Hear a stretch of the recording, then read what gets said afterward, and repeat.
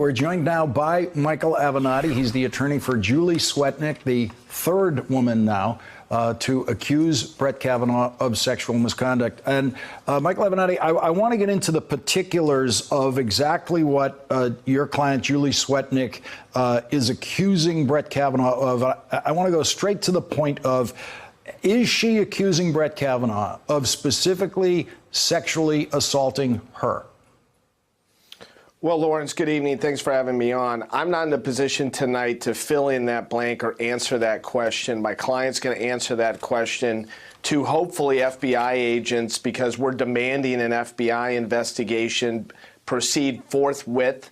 My client is prepared to meet with FBI agents. As you know, lying to an FBI agent carries a very serious potential criminal sentence associated with it. She's willing to sit down with FBI agents, answer any questions they have about all of these allegations, provide additional witnesses, provide additional facts and information. And for the life of us, Lawrence, we can't understand why the chairman of the Senate Judiciary Committee and Mitch McConnell and the president and Brett Kavanaugh are all trying to avoid that at all costs. What reason, it's kind of a simple yes or no question. Was she the victim of sexual assault by Brett Kavanaugh? Did he sexually assault her? We've heard Dr. Christine Blasey Ford say yes to that and give her story about that. What is difficult? What's the problem in not answering that simple question? Well, I know it may appear to be a simple question, Lawrence, but it's not, and here's why. Because my client was effectively drugged at the time. And so she has things that she observed associated with that gang rape that we believe lend credence to the fact that Brett Kavanaugh was involved. There's other facts that may lend credence to the fact that he was not involved. So it's not as simple as just a yes or no answer. Otherwise, I'd be happy to answer it for you. Okay, and that does clarify a bit. And I just want to read this passage of the sworn statement that she's made so that the audience understands clearly what we're talking about. It says, in approximately 1982, I became the victim of one of these gang or train rapes where Mark Judge and Brett Kavanaugh were present. It doesn't say they actually were involved in this particular one. Shortly after the incident, I shared what had transpired with at least two other people. During the incident, I was incapacitated without my consent and unable to fight off the boys raping me. I believe I was drugged using Quaaludes or something similar placed in what I was drinking. And that's the passage that everyone's been concentrating on today to try to figure out exactly what she means by simply saying that Mark Judge and Brett Kavanaugh were present. You seem to be saying she's not sure whether or not they actually participated in the assault on her. Well, correct, Lawrence. I'd point to the answer that I just gave, that there are facts that lend themselves to a belief that, in fact, they were present and did participate. There's other facts that lend one to an opposite conclusion. But look, I want to focus on the other paragraphs also in the sworn declaration under penalty of perjury.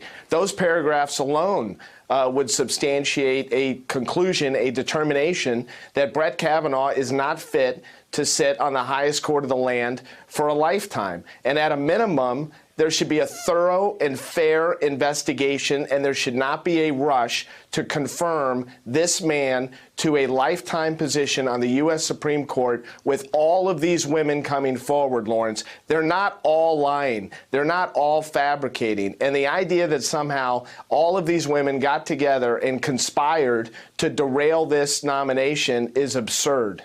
The Judiciary Committee Republican staff actually asked Brett Kavanaugh all of the questions that you suggested to them that they asked Brett Kavanaugh. You didn't know this was going on because they weren't fully communicating with you about what they were doing, but they did ask every single one of those questions.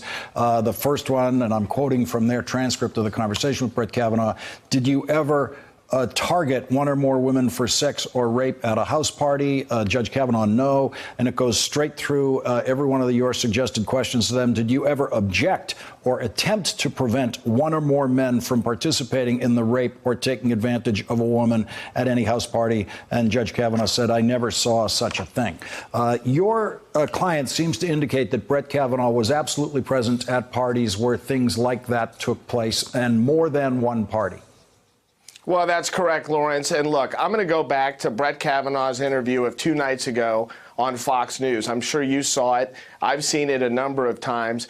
Brett Kavanaugh lied on that interview. I'm going to call it like I see it, because you know that's what I do. He absolutely lied on that interview. He expects the American people to believe that the same boy that wrote those passages in that yearbook relating to drinking and all of the other references, that same boy was focused on basketball, getting good grades, and as he said, being a good friend to boys and girls. I mean, Lawrence, it was laughable. The only thing he left out was helping little old ladies cross the street and bringing an apple to every teacher of every class every day. It was an absolute joke. The American people are smarter than that. And for this guy to try to sell that bill of goods to people, it's a disgrace.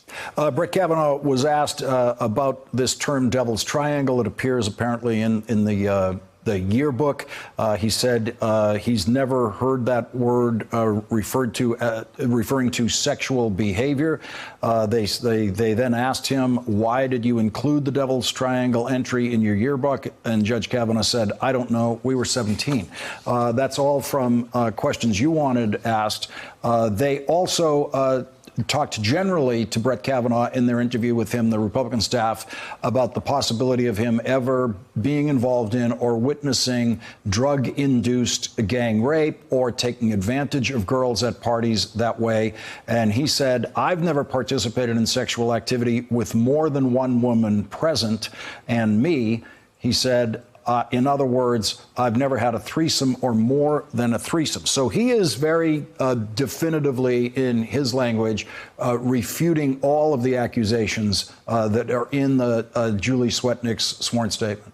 Lawrence, as you know from your past experiences, and as I know, and as any good trial lawyer knows, it's not a question of how you answer questions on direct examination, where it's basically your side asking you the questions. I mean, anybody can spoon feed you questions and have you regurgitate the answers.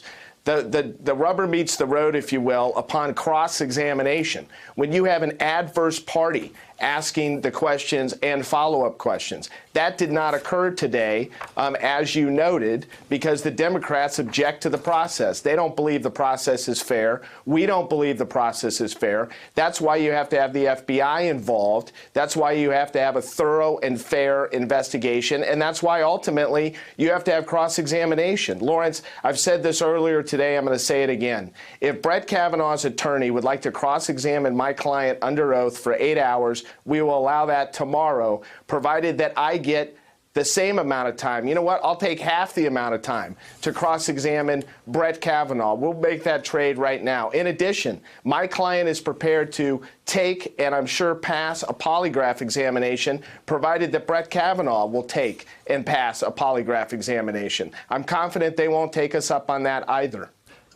You got Donald Trump's attention today. He's always been more than reluctant to attack you and when you're representing Stormy Daniels, who he tried to apparently keep as a girlfriend for about a year. He tweeted this morning saying Avenatti's a third-rate lawyer who's good at making false accusations like he did on me. I don't know why he doesn't seem to notice that all the accusations you made about him have been proven true. He goes on to say that he calls you a total lowlife. And then in a presidential press conference today, you got yourself in the presidential press conference history books by getting attacked by the president. Let's look at this. And then you have this other con artist, Avenatti, come out with another beauty today. I just heard about one a little while ago. I can tell you her lawyer is a lowlife, okay? So I don't know about today's person that came forward. I do know about the lawyer, and you don't get much worse. Bad reputation, too. Take a look at his past. Your reaction? Well, Lawrence, I want to make sure that I get this straight. I'm a lowlife and I'm a third-rate lawyer. And meanwhile, the hand-picked lawyer for Donald Trump for 10 to 12 years, Michael Cohen, just pled guilty to multiple felonies, including at least 2 of which involved direct conduct by the President of the United States. And I'm a lowlife and a third-rate lawyer. Well, Lawrence, if this third-rate lawyer has been able to accomplish what he's been able to accomplish over the last 6 to 7 months, imagine if I was a first-rate lawyer. I want to get your reaction to something Lindsey Graham said, because apparently Lindsey Graham has decided he wants to go to war with you. Let's listen to this. I am very suspicious of this coming out 2 days before the confirmation vote. I'm very suspicious of Michael Avenatti. I've been a prosecutor, a judge, a defense attorney. Here's what I think. That if you're a serial rapist during high school, you don't stop. That he's not Bill Cosby. He's lived an incredible life, and he's had power over women in the workplace. Everybody says he's very respectful. Your reaction to Lindsey Graham? Well, I guess Lindsey got the memo that the Republican Party must have sent out this afternoon with the talking points on how to attack, Michael Avenatti. I find this to be very curious, Lawrence. They want to make me the issue, and the reason is because they have no answer for all of these allegations by all of these women. I'd be happy to go up against Lindsey Graham, Donald Trump, or any of the other Republican hacks that they want to trot out. I noticed earlier tonight, in fact, Don Jr. got in the mix by calling me a porn star lawyer. Evidently, he forgot that his father was the one that had unprotected sex with my, quote, porn star, close quote, client, while his stepbrother was 4 months old at home with his stepmom. Michael Avenatti, thank you very much for joining us tonight. Really appreciate it. Thanks, Lawrence. Thanks for checking out our YouTube channel. Subscribe by clicking on the button below for more from The Last Word and the rest of MSNBC.